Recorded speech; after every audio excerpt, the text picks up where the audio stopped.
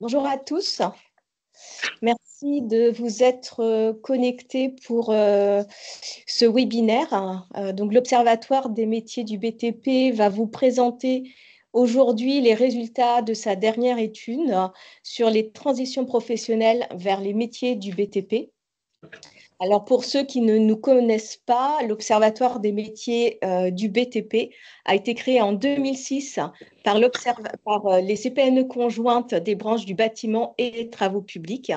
Les travaux qui y sont menés sont encadrés par un comité de pilotage paritaire qui à la fois oriente et valide l'ensemble de ces actions dans le cadre d'un programme de travail annuel.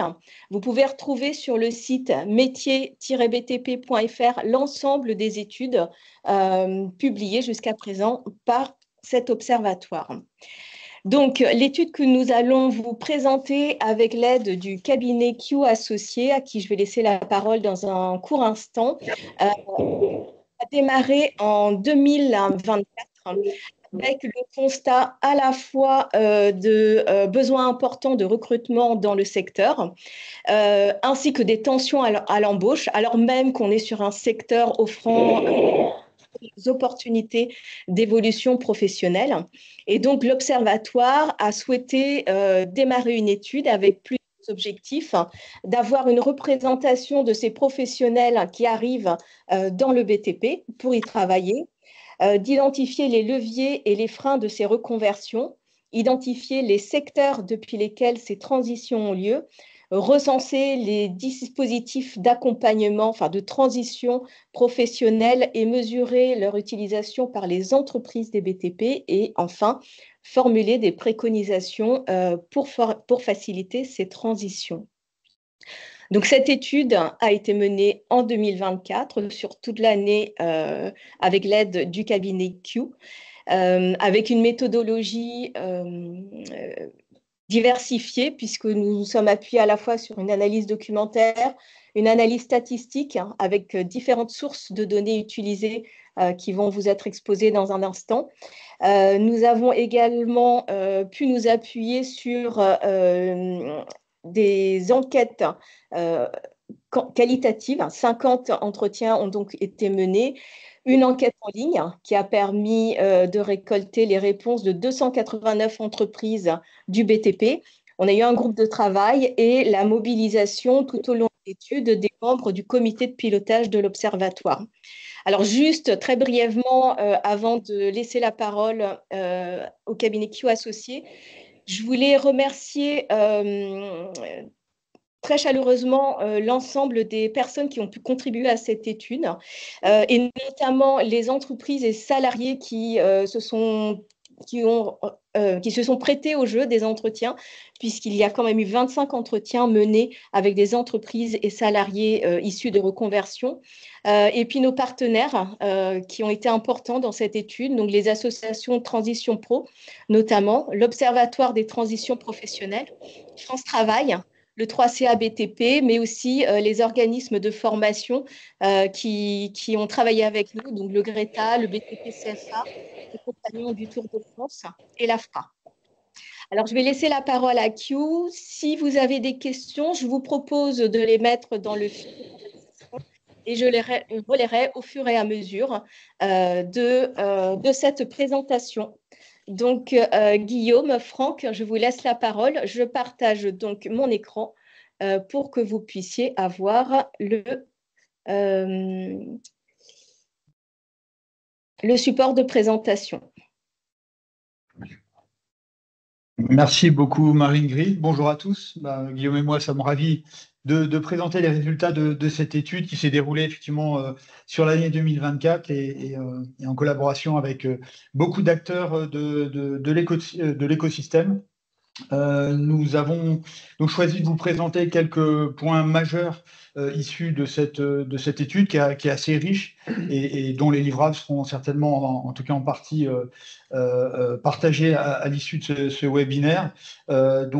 Suite à une petite introduction sur le périmètre de l'étude en tant que telle et quelques éléments de définition sur la transition, sur les transitions professionnelles, nous aborderons quelques constats s'appuyant sur donc, un nombre assez important de sources de données variées pour avoir plusieurs axes d'éclairage.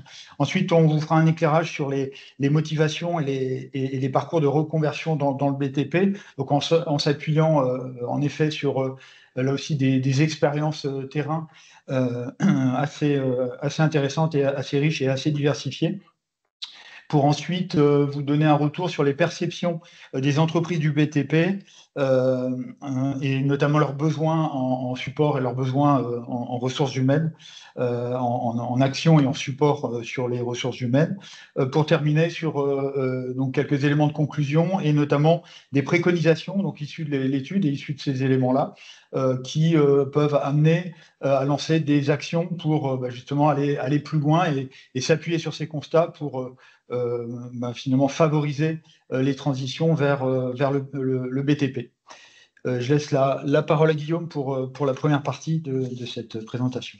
Merci Franck et merci Marie-Ingrid. Alors, effectivement, en introduction, on souhaite cadrer et délimiter la notion de transition professionnelle, dans la mesure où elle fait l'objet d'un corpus important d'études, d'articles de recherche scientifique ou de publications institutionnelles, sans pour autant qu'il n'existe de consensus sur ce qu'est une transition professionnelle. Est-ce qu'on parle d'une transition professionnelle dans le cas d'un changement de statut, par exemple, dans le cas d'un changement de métier, ou même uniquement dans le cas d'un changement de secteur en conservant le même métier que précédemment? La réponse à cette question dépend évidemment des objectifs de l'analyse.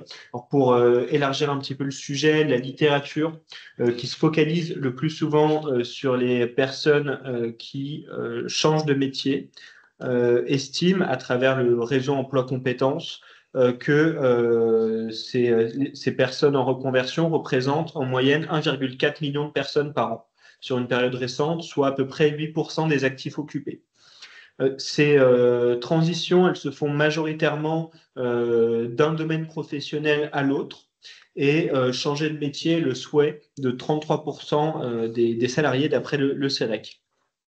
Alors, dans le cadre de cette étude, plus précisément, les transitions professionnelles que l'on va étudier et présenter seront celles de professionnels qui exercent un métier dit technique du BTP, comme par exemple les métiers de menuisier, maçon, canalisateur, constructeur de route ou conducteur de travaux, par exemple, et qui exerçaient auparavant un métier hors de ce périmètre des métiers techniques du BTP.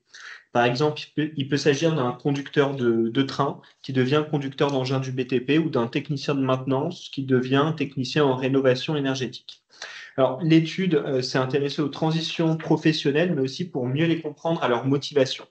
Et pour cela, on s'est encore une fois appuyé dans un premier temps sur la littérature et notamment sur les travaux très riches du CEREC qui relèvent 4 catégories de repositionnement, de motivation à changer de métier en lien avec une combinaison de facteurs donc, qui font passer du métier A au métier B. On reviendra plus tard sur le sujet des motivations dans les parcours. Assez rapidement là-dessus, les 4 principales motivations, c'est le repositionnement biographique, le fait de vouloir que la vie professionnelle prenne une place moindre dans la vie de l'individu, le repositionnement stratégique qui est plus pragmatique et qui se fait dans le cas où la personne ne peut plus exercer un métier donné ou dans un secteur parce que les perspectives de l'emploi, par exemple, sont plutôt faibles dans celui-ci, ce qui nécessite un changement de métier ou de secteur. La reconversion vocationnelle, lorsque l'individu souhaite changer de métier pour aller sur une activité davantage porteuse de sens pour elle.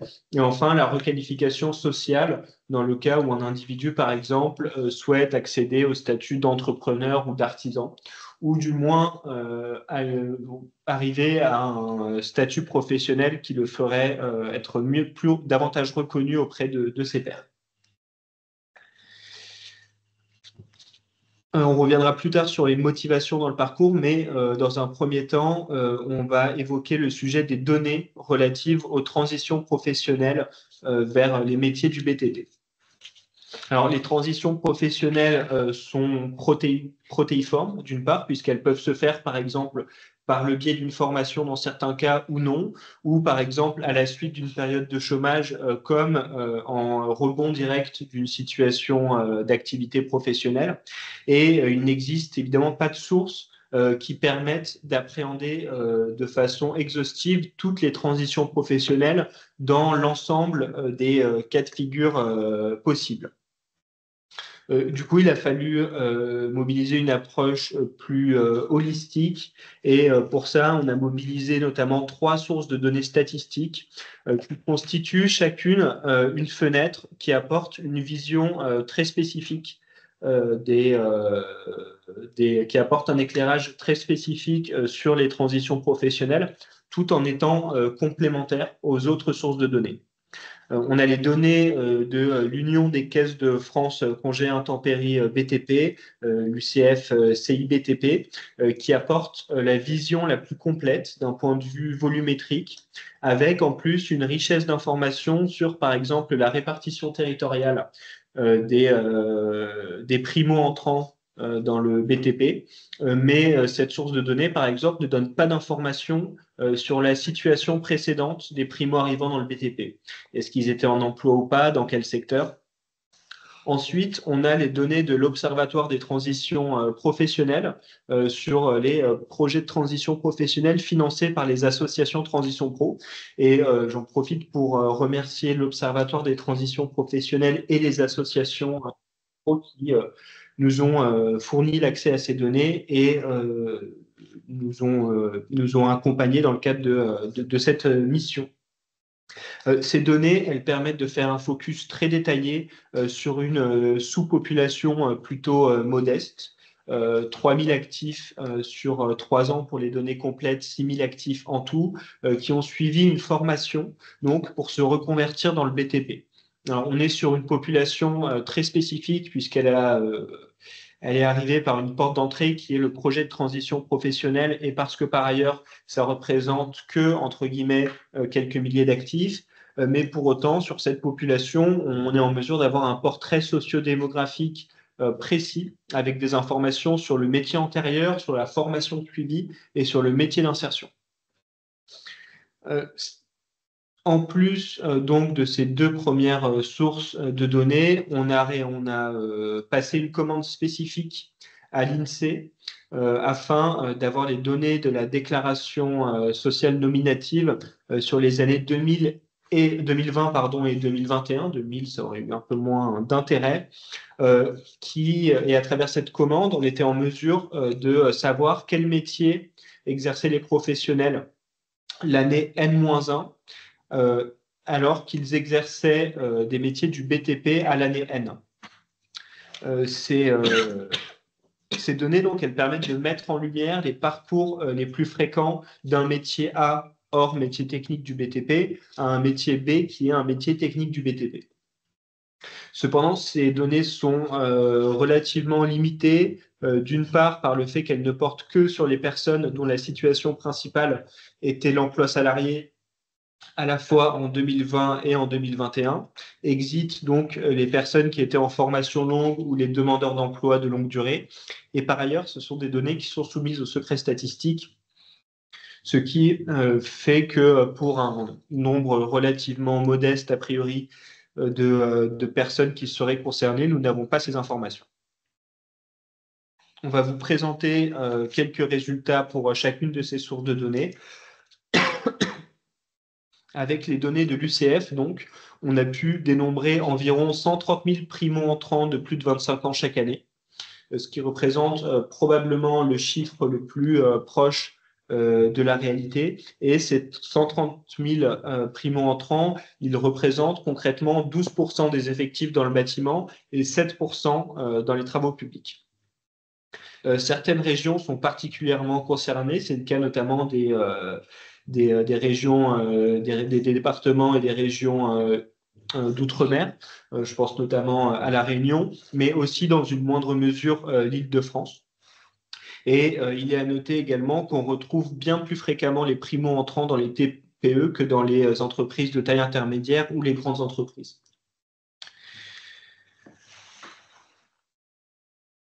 S'agissant des données de l'Observatoire des transitions professionnelles, donc comme évoqué, elles portent sur 6000 personnes, dont 3000 qui ont terminé leur projet de transition professionnelle. Il s'agit donc de personnes qui ont bénéficié du dispositif de reconversion du projet de transition professionnelle. Dans le cas du BTP, donc des reconversions via des formations qui mènent théoriquement au BTP, il s'agit à 85% d'hommes, largement des hommes entre 30 et 49 ans.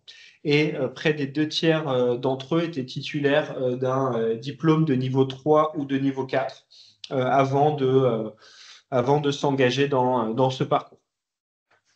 Si on s'intéresse au passé donc, de ces bénéficiaires, on constate que les 2 principaux domaines professionnels d'origine de ces personnes en reconversion sont les domaines de l'industrie d'une part et du transport et de la logistique d'autre part, qui sont des domaines qui présentent un certain nombre de dénominateurs communs avec le BTP en termes par exemple de process ou de compétences. Le métier d'origine qui revient le plus fréquemment est celui d'agent de sécurité, qui représente 5% des bénéficiaires. Je ne l'ai pas dit, mais le domaine de l'industrie, c'est 15% de cette population, et idem pour le transport et la logistique. Enfin, à travers les données de l'INSEE, on a souhaité mettre en évidence les combinaisons de métiers d'origine, métiers d'arrivée, qui revenaient le plus fréquemment. Là encore, pour faire écho aux données de l'Observatoire des transitions professionnelles, les principales passerelles portent sur des combinaisons de métiers avec des dénominateurs communs en termes de compétences et de domaines de connaissances, ce qui en fait des passerelles pour certaines assez logiques. Par exemple, la principale passerelle, c'est celle des cadres commerciaux et technico-commerciaux qui deviennent des cadres du BTP, des ingénieurs du BTP, des conducteurs de travaux ou des chefs de chantier au statut cadre.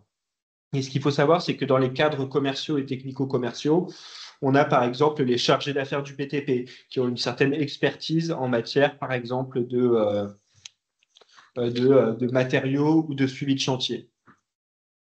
La seconde mobilité qui revient le plus fréquemment, et je pense qu'elle est d'autant plus éloquente en matière de proximité des compétences, c'est celle des techniciens et agents de maîtrise de la maintenance qui se reconvertissent vers les métiers de plombier ou chauffagiste.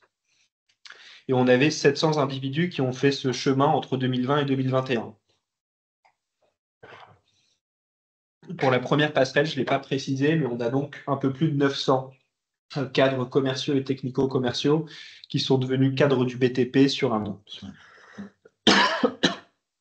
On a évidemment d'autres mobilités assez évidentes, entre guillemets, comme celle des ingénieurs et cadres techniques de l'industrie qui deviennent cadres techniques dans le BTP, celle le passage de conducteur de véhicules à conducteur d'engins du BTP, ou encore la mobilité des ouvriers qualifiés de l'électricité et l'électronique dans l'industrie qui deviennent des ouvriers qualifiés des TP, du béton et de l'extraction, où on retrouve notamment les monteurs de réseau. Alors, une fois ce travail quantitatif mené, on a pu développer... Je vous coupe. On a une question sur l'utilisation des sources de données dans le fil de conversation et on nous pose la question de savoir si effectivement auprès de la CNAV, on pourrait avoir des éléments sur les parcours professionnels. En tout cas, de notre côté, à l'Observatoire, nous n'avions pas de contact. Et effectivement, enfin, le champ d'exploitation a quand même été assez important avec la DSN et les données de l'UCF, ainsi que celles de l'OTP. Donc, nous ne sommes pas allés voir de ce côté.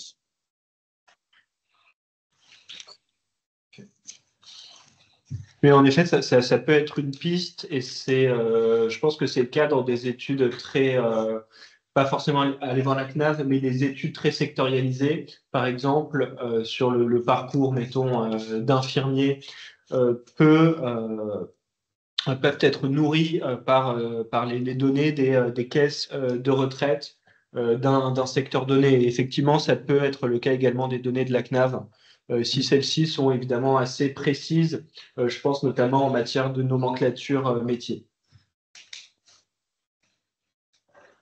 Merci, je vous laisse continuer. Une fois ce travail mené, donc, nous avons développé un des différents livrables de l'étude, à savoir les matrices de proximité. Alors, on a réalisé une matrice pour chaque famille professionnelle du BTP. Ici, vous avez celle des ingénieurs du BTP, des chefs de chantier et conducteurs de travaux. Et dans cette matrice, nous avons positionné un certain nombre d'autres familles professionnelles de potentiels métiers d'entrée, donc vers ces métiers d'ingénieurs du BTP, chef de chantier et conducteur de travaux. On les a positionnés donc sur la base de deux critères. Le premier critère, c'est la proximité en matière de compétences, savoir et conditions de travail. Plus un métier est théoriquement proche de la famille professionnelle qui nous intéresse, des ingénieurs, du BTP, chef de chantier et conducteur de travaux, et plus le métier est haut sur la matrice. Et le deuxième critère qui nous intéressait, c'était la disponibilité du métier sur le marché du travail. Plus un métier est disponible car ses effectifs sont élevés ou car le métier est peu en tension, et plus le métier se trouve à droite sur cette matrice.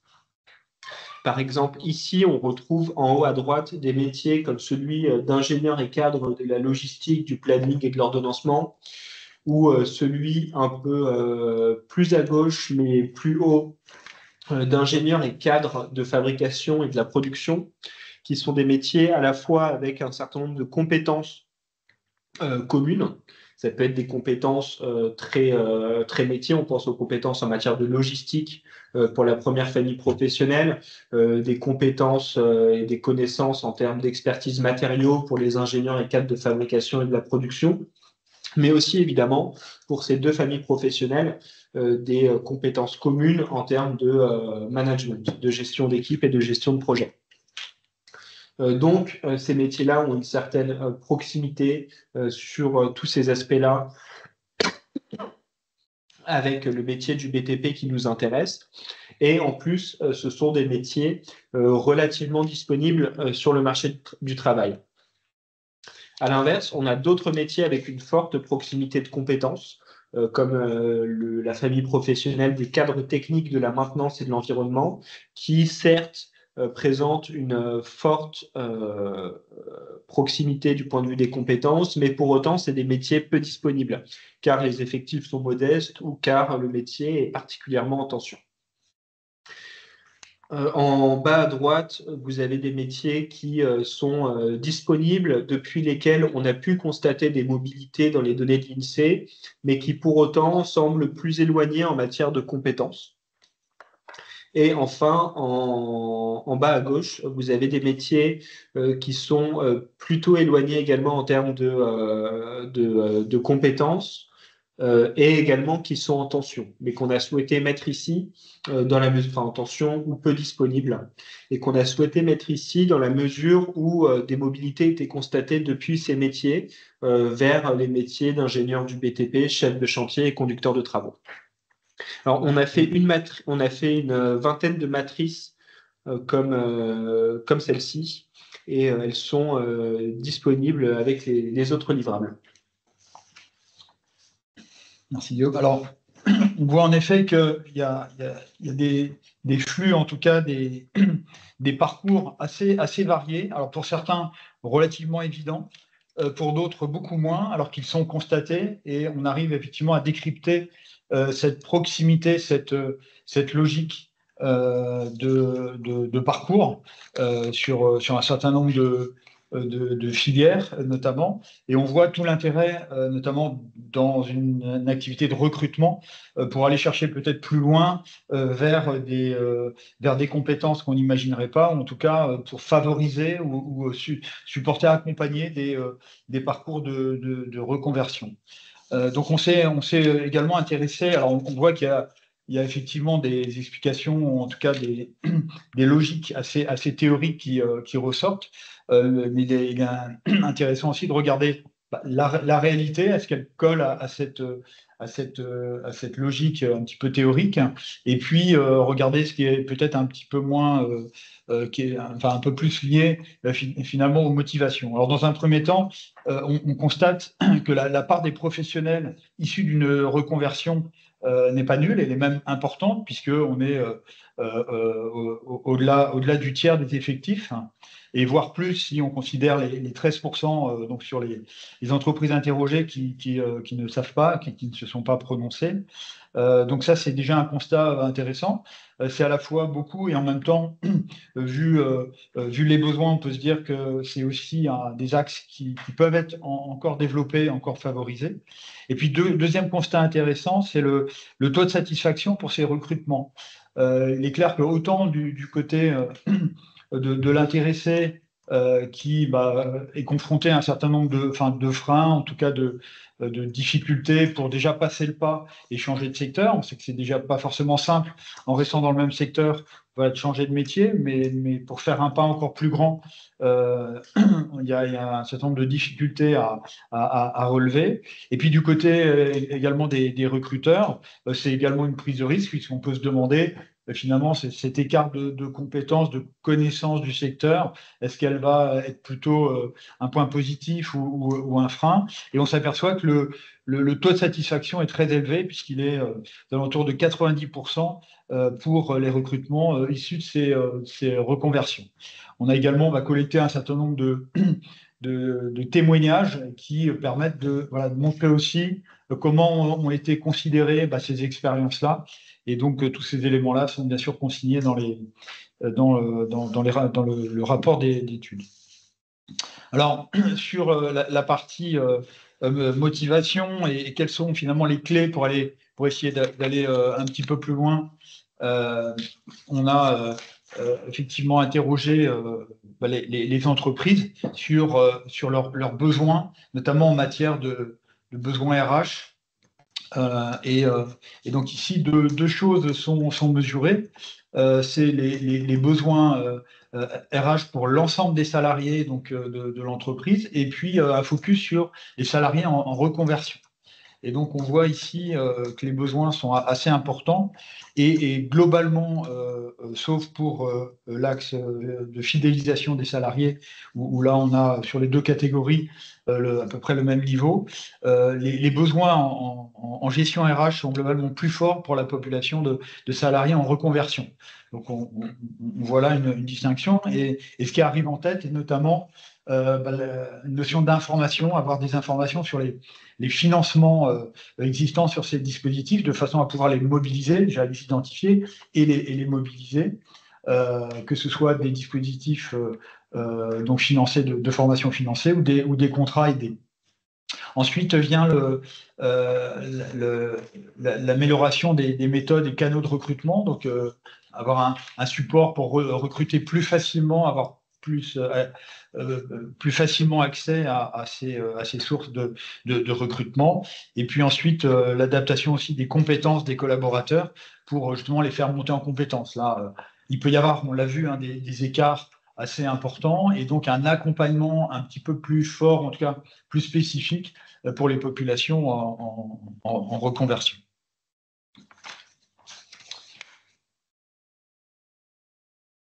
Peut-être la parole pour la catégorie de métiers qu'on a identifiée.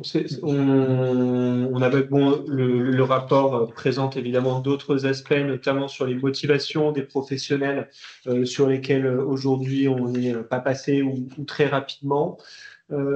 On souhaitait quand même vous présenter certaines conclusions, notamment celles qu'on a pu réaliser en mixant la méthodologie quantitative présentée et la méthodologie qualitative, notamment à travers les 25 entretiens qu'on a pu faire auprès de professionnels qui se sont reconvertis vers les métiers du BTP. Et sur la base du coup de cette analyse, on a fait le constat qu'il y avait qu'on pouvait faire une typologie de 3 grandes catégories de métiers du BTP vers lesquels se font ces reconversions.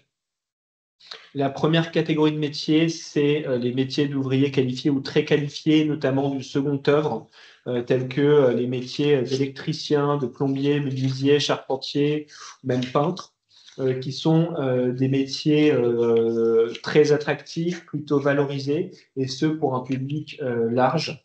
Ça peut concerner par exemple des ouvriers ou des employés d'autres secteurs d'activité, que ce soit transport et logistique par exemple, ou restauration ou commerce, qui souhaitent aller sur ces métiers pour y trouver des meilleures conditions de travail ou plus de stabilité sur le marché de l'emploi. Sur le marché de l'emploi, mais aussi, et ça rejoint les conditions de travail en termes d'horaire, par exemple. Ça peut également être des métiers très attractifs pour des techniciens, professions intermédiaires et cadres en quête d'épanouissement ou de sens au travail.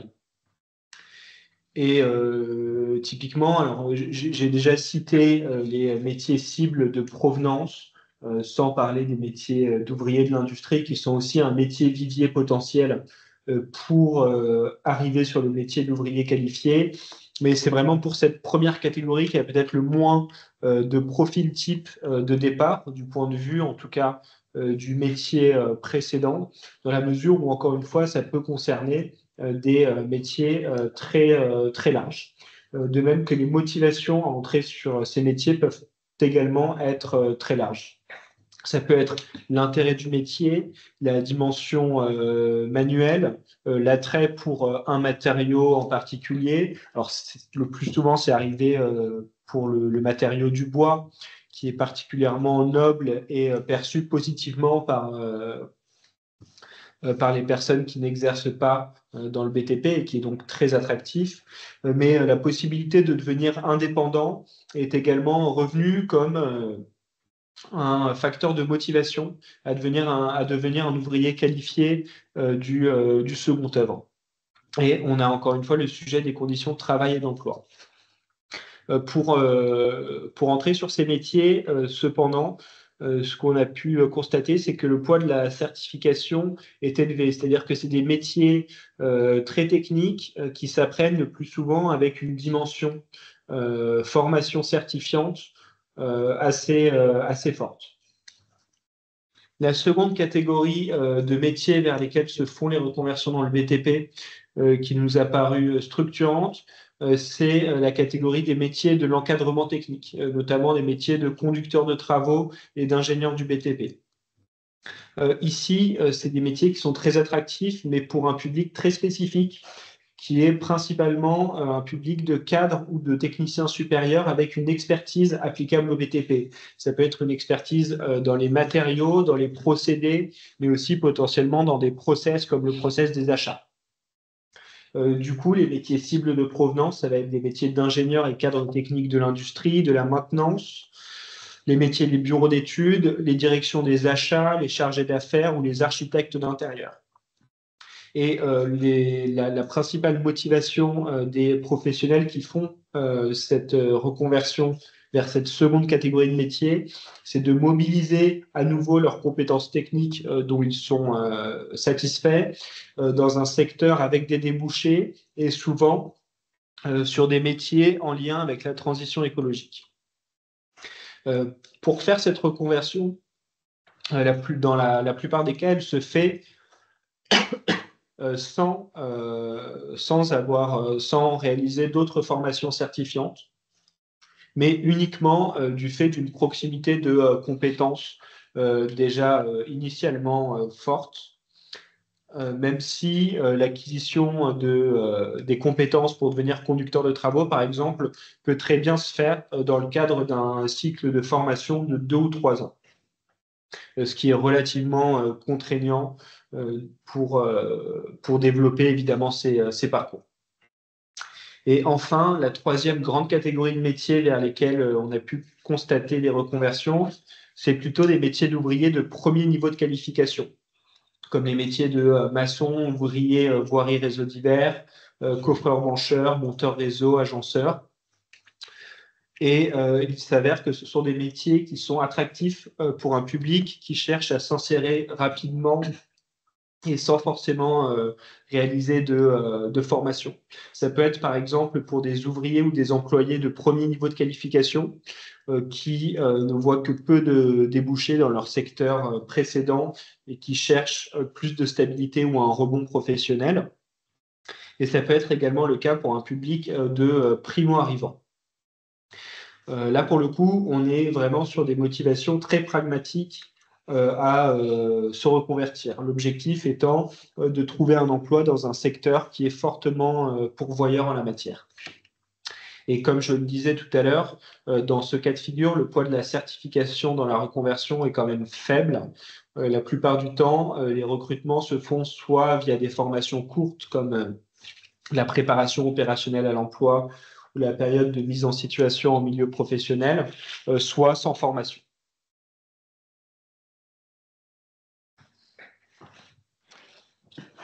Et donc, pour terminer, un éclairage sur les préconisations donc, issues de l'étude. Donc, fort de ces constats, on a bien mesuré le potentiel et le fait que ces actions, ces dynamiques pouvaient être soutenues par un certain nombre d'actions. Donc, quatre propositions ont été faites. La première concerne la mise en place d'un travail de partenariat avec les opérateurs de conseil en évolution professionnelle pour développer une boîte à outils. On voit que là, ça peut aider. L'objectif est de co-construire ces éléments-là, co-construire des moyens donc, adaptés à ce réseau et s'appuyer, puisque c'est un réseau et un relais précieux sur l'ensemble du territoire, donc s'appuyer sur ce réseau-là pour justement diffuser à l'aide d'outils de l'information sur les métiers du BTP et du coup faire savoir et développer également l'attractivité. La deuxième recommandation concerne la promotion des résultats de l'étude et des parcours de reconversion. On voit qu'on a collecté une masse d'informations, d'expériences, de vécu assez importante. Et donc, on connaît la force de l'exemple. Et donc, un certain nombre de personnes peuvent se retrouver dans des expériences passées des uns et des autres. Donc, en s'appuyant sur les enquêtes menées, l'objectif est de communiquer sur des parcours types qui ne sont pas forcément évidents a priori et sur les opportunités offertes portées par ces différents parcours. Là, en choisissant bien sûr des supports et des formats de communication. Un troisième volet concerne la création d'un guide sur les dispositifs et financements à destination des entreprises. Donc, on l'a vu tout à l'heure dans les résultats de l'enquête. Il est important d'éclairer et d'accompagner les entreprises sur cette connaissance, puisqu'il y a des aides, il y a des financements, bien entendu, qui dépendent d'un certain nombre de conditions. Et donc, l'idée est donc de consigner dans un guide très ergonomique l'ensemble de ces aides mobilisables pour accompagner les entreprises sur ces dispositifs. Et puis, quatrième et dernière action proposée, le développement de dispositifs innovants pour faire découvrir les métiers du BTP. Donc là, le constat est fait que peu finalement de dispositifs d'immersion courts sont utilisés. Et donc, il s'agit là de développer et de favoriser le recours à ces dispositifs innovants. Alors, on pense bien sûr à la période de mise en situation en milieu professionnel, hein, ça a été évoqué, ou l'aide à la formation préalable au recrutement, qui sont en place, qui existent, comme la préparation opérationnelle à l'emploi individuel également. Donc, des dispositifs qui peuvent donc être associés à différentes étapes des parcours. Ça peut permettre d'initier, de confirmer une orientation ou un projet. Ça peut également, cette action-là, permettre de faire découvrir ces dispositifs-là, sachant que on connaît l'efficacité bien soutenue, bien appliquée de ces dispositifs, connaissant aussi les difficultés des entreprises à recruter sur certains postes, et ceci pour l'ensemble du territoire. Nous avons donc terminé notre présentation. Donc quelques éléments d'information. Vous pouvez retrouver beaucoup, comme ça a été cité en introduction, donc sur le site métier-btp.fr. Vous trouvez de nombreuses sources sur les travaux de l'Observatoire, plus bien sûr sur LinkedIn, avec la newsletter à laquelle vous pouvez vous abonner. Et puis, je laisse peut-être Marie-Ingrid présenter la journée de l'Observatoire qui est d'ores et déjà planifiée. Oui, merci beaucoup, Franck. Merci, Guillaume, pour cette présentation. Donc, effectivement, nous allons organiser le 25 novembre après-midi une journée de l'Observatoire au cours de laquelle nous vous présenterons les derniers travaux qui ont été produits. N'hésitez pas à vous inscrire à la newsletter puisque c'est une journée qui sera en mixte, présentiel et à distance. Comme ça, vous serez bien évidemment tenu informé. Alors, avant de nous quitter, il y a quelques questions. Alors, je remonte que nous n'avons pas encore relayées. Donc, on a une question de Pascal Girardot. Excusez-moi. A-t-on parlé des âges auxquels se font ces transitions? Alors, s'agissant des âges, on en a parlé pour l'Observatoire des transitions professionnelles et du coup pour les projets de transition professionnelle qui représentent cependant une minorité de ces parcours, mais ce qu'on constate à travers les données de l'UCFCI BTP, c'est que la majorité des transitions professionnelles se font, enfin la majorité des primo-entrants plutôt, ont entre 25 et, si on veut réduire un petit peu la focale, 39 ans. Par exemple, dans le secteur du BTP, les primo-entrants représentent 20% des effectifs entre 25 et 29 ans, quand ils représentent par exemple 12% des effectifs entre 40 et 44 ans. Une question sur l'insertion de ces personnes en réorientation. Est-ce qu'on a des éléments sur l'insertion de ces personnes qui se réorientent vers le BTP? Alors, s'agissant de l'insertion, encore une fois, on a les données de l'Observatoire des transitions professionnelles qui portent sur, j'allais dire, une partie plutôt réduite de la population en question. Et je crois qu'on est sur quelque chose, on est sur un taux d'insertion supérieur à la moyenne des projets de transition professionnelle. J'allais dire une bonne insertion, et puis ça peut paraître un peu générique comme réponse, il faudrait que je regarde dans le rapport en détail. Et pour le reste de la population, on a rencontré des personnes dans le cadre de nos entretiens qui nous ont fait le retour d'avoir eu des relatives difficultés à s'insérer, mais on n'a pas sans que ce soit objectivé d'un point de vue quantitatif. Il peut y avoir des cas de figure. Ça peut être le cas, par exemple, de certaines personnes en reconversion, enfin de femmes en reconversion. On a pu avoir donc des témoignages qualitatifs de difficultés d'insertion, mais qui ne semblaient pas être la norme. Alors, on a une question pour poursuivre en fait sur ce que vous évoquiez à travers les données mises à disposition par l'OTP, puisqu'on nous demande vers quel type de certification se tournent les profils en transition. Est-ce qu'on parle de diplôme de l'éducation nationale, CAP, BTS ou plutôt des titres professionnels? Alors, on avait beaucoup de titres professionnels qui présentent l'avantage évidemment d'être professionnalisants, mais aussi d'être souvent plus courts que leurs presque homologues de l'éducation nationale. Mais on avait également des CAP et des bacs pro. Et d'ailleurs, il n'était pas rare non plus que les professionnels enchaînent plusieurs diplômes, auquel cas il s'agissait plutôt de diplômes de l'éducation nationale. Mais effectivement, les titres professionnels étaient quand même privilégiés de par leur caractère plus court. Pour les BTS, c'est très compliqué dans le cadre d'une reconversion, dans la mesure où c'est des diplômes qui se font sur 2 ans, qui sont chers. Et s'agissant des BTS en lien avec les métiers du BTP, je pense par exemple BTS bâtiment, c'est a priori compliqué d'y accéder sans avoir déjà des bases avec par exemple un CAP ou un bac pro plutôt dans une spécialité ou une autre du BTP. Alors, on a beaucoup de questions en fait sur les parcours de formation qui sont suivis par des personnes en transition professionnelle.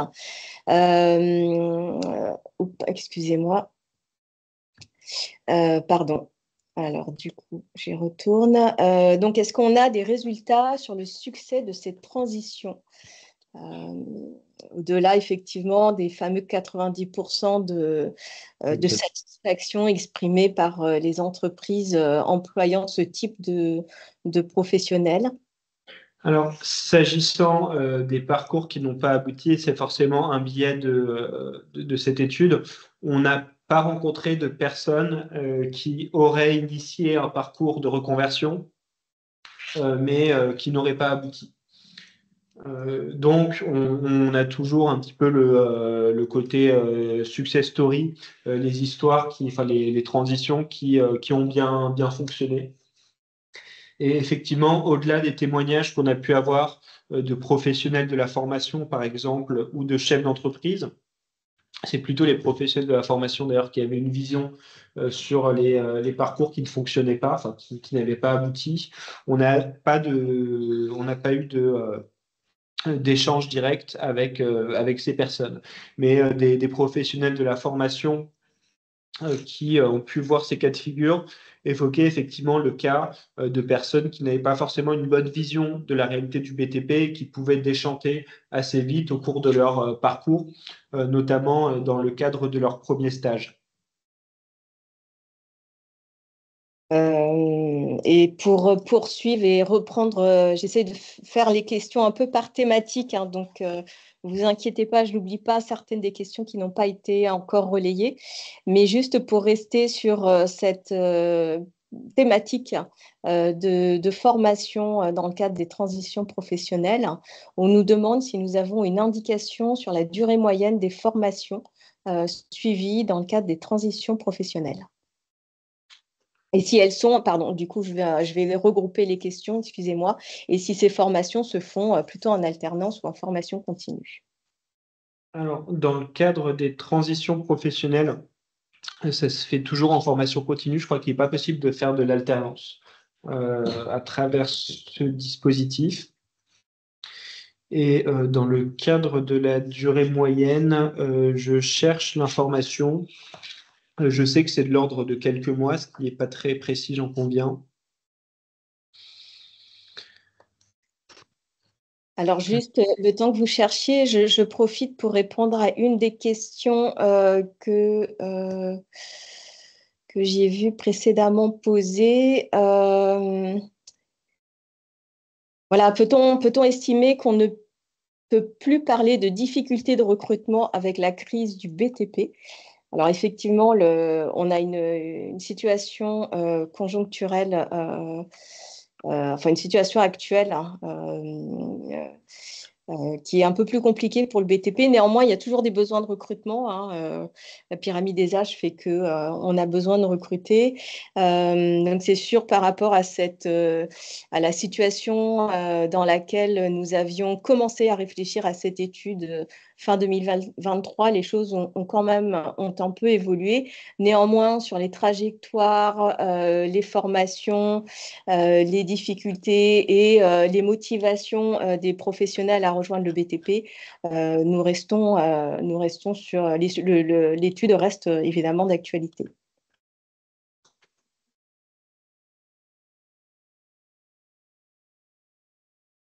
Il y a également une question sur est-ce qu'il existe une focale hein, bâtiment et plus précisément artisanat. Donc non. pas de focale artisanat du bâtiment. Donc l'étude est en ligne, hein, et vous avez dans la globalité des éléments. Sur les matrices, vous avez des éléments plus propres au bâtiment et, alors j'élargis votre question, et également travaux publics, mais pas d'analyse spécifique à l'une des deux branches.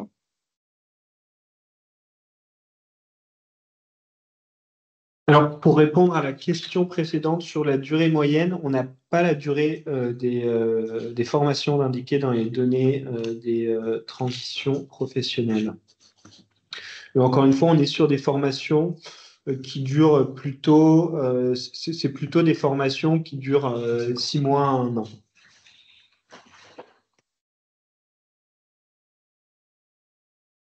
Alors, je vois qu'il y a des mains levées. Normalement, vous pouvez, je ne sais pas si vous pouvez prendre la parole, vu qu'on est en mode webinaire. On l'a paramétré pour que les micros puissent pas être ouverts. Monsieur Christophe Van Noot, est-ce que vous voulez bien nous relayer votre question sur le chat, s'il vous plaît? Peut-être il est intervenu dans le chat pour dire qu'il pouvait donner des indications sur les formations possibles pour les transitions pro, mais malheureusement, on ne pourra pas vous ouvrir le micro, monsieur. Mais on peut faire de la mise en relation si des personnes sont intéressées. On peut noter vos coordonnées et les partager ou vous partagez vos coordonnées dans le chat, si vous le souhaitez.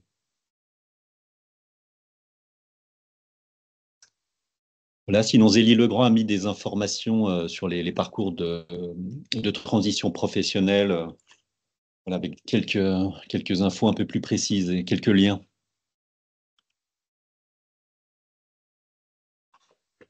Voilà, donc M. Vanot a mis son... On a noté votre email, donc je reviendrai vers vous par la suite.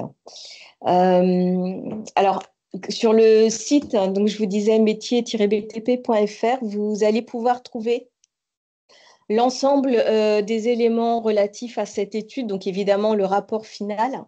Vous trouverez alors évidemment tout le détail de l'étude, mais à la fin du rapport final, vous avez également accès aux 25 monoposts de l'étude, donc qui offre un regard extrêmement intéressant sur des parcours très variés, des parcours professionnels et donc de vie, hein, puisque les deux sont intimement liés.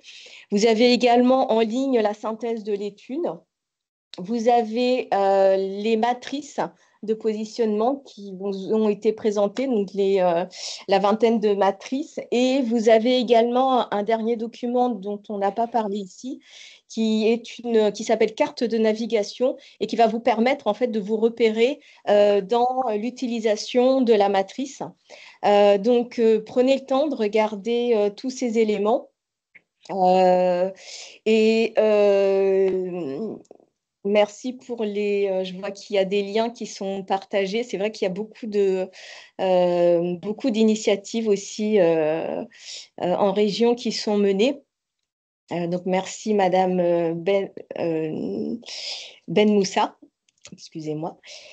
Donc, n'hésitez pas pour vous tenir informé à vous inscrire à la newsletter. Vous avez le lien qui vous a été mis dans le fil de conversation pour pouvoir suivre l'actualité. Si vous êtes intéressé par la journée du 25 novembre également. S'il n'y a plus de questions, je ne pense pas en avoir oublié. Je vais encore une fois tous vous remercier pour votre participation nombreuse, hein, puisque nous avons été jusqu'à 185 personnes connectées, ce qui est un beau résultat. Nous restons à disposition et nous vous disons donc à bientôt pour la suite. Merci encore à tous.